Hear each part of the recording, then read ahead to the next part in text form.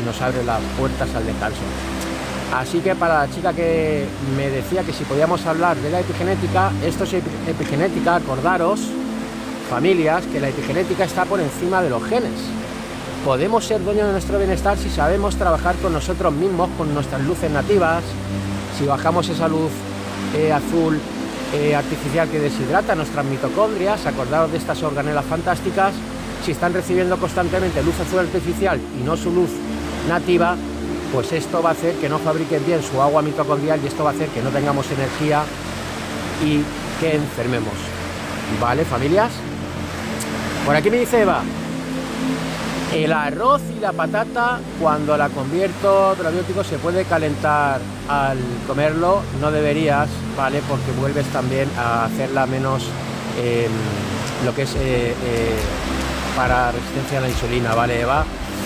Si tú estás bien ya, Eva, no calientes, o sea, no refrigeres la patata y el arroz. Cómete un día una santa paella, un arroz, lo que te guste, una patata, al momento que lo hagas, aunque tengas un disparo de glucosa. Si no tienes resistencia a la insulina, no va a pasar nada, yo lo hago de vez en cuando. Una cosa es que tengas problemas metabólicos, que tú no los tienes. Una persona enferma, pues si quiere comerse algún arrocito o patata, sí que tiene que refrigerar en la nevera 24 horas, pero no calentarla después, ¿vale? Porque si no es como tener un tío en Alcalá, no vale para nada, ¿vale?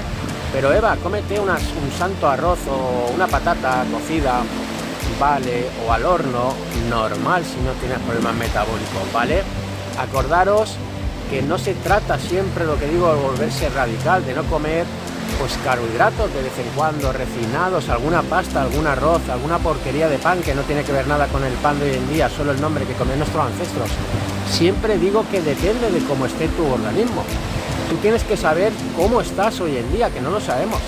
Tienes que tener una analítica en un privado sabiendo cómo están tus parámetros, no quedarte con una analítica básica de la seguridad social. Faltan muchos parámetros en esas analíticas. Tienes que saber, por ejemplo, sobre todo cómo está tu LDL, ¿vale? No por el LDL en sí, sino por la polipoproteína B, ¿vale? Hay dos tipos de polipoproteína, que es la A, ¿vale? Que esas son unas moléculas que son grandecitas, ¿vale? Que son esponjosas, que van rebotando por nuestras arterias, que esas son las buenas. El LDL no es que sea malo, nos han vendido que es malo, lo convertimos nosotros en malo por la oxidación de tanto azúcar, carbohidratos, procesados y demás.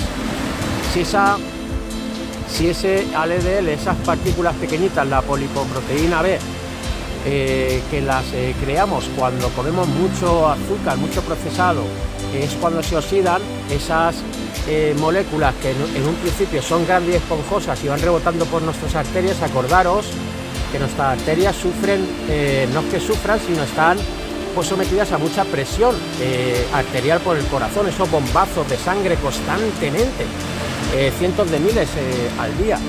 Pero ¿qué ocurre? Que como oxidamos el LDL, esa partícula pequeñita que se crea, que es densa, por falta de colágeno también en nuestros endotelios, se va clavando, se va incrustando en nuestras arterias, y las células macrófagos, que son unas células que tiene el sistema inmune, las detecta como malas, se las come y forman pues células dentro de nuestros endotelios, en esas paredes, lo que son células escumosas, y es lo que crea verdaderamente los ateromas. Esto muchos cardiólogos en nuestra actualidad, la mayoría no lo saben, y solo fijan su vista en el colesterol total y en el LDL, y te quitan grasas, te quitan proteínas, te mandan estatinas, y no saben que lo que tienen que mirar es esta proteína B, esa molécula, cómo la tienes, y mirar pues cómo estás de inflamación, cómo está tu hemoglobina glicosilada, tu insulina basal, porque si tienes los triglicéridos altos, que es como los tiene mayormente nuestra sociedad, quiere decir que con estos tres parámetros,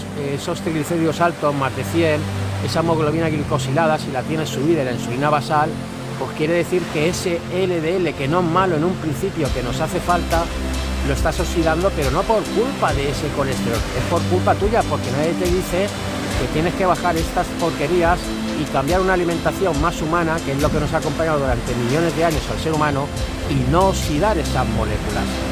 Así que tenemos que tener en cuenta todas estas cositas, familia, nadie nos las va a explicar. Si vas a un médico de cabecera y no está actualizado, solo va a mirar esos parámetros que está en las líneas generales, e incluso puede haber una diabetes tipo 2 en camino, e incluso los parámetros de la seguridad social, los básicos, están totalmente equivocados, porque por ejemplo en la insulina basal te dejan hasta niveles de 25, y una persona, si no tiene su insulina basal en ayunas dentro del parámetro normal de 2 a 6, si va subiendo 10, 12, 14, 16, 18 y la hemoglobina glicosilada no se la miden, ¿vale?